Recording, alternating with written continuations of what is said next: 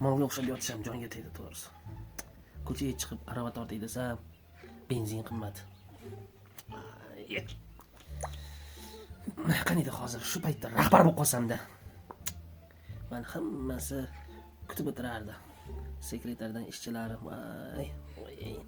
Qaniydi dachalarda dam olsam, oilamni sayohatga olib chiqib, voy, qaniydi. Voy, to'xta. Bu paytda necha million oylik olishing kerak? 100 million yetarmikan oyiga? Bir to'xtab pul bo'lganiga xotinim ko'payganlar. Xotinim ko'payadi. Birinchi xotinga nima deyman? 100 million deyman, ikkinchi xotinga nima deyman? 80 million deyman.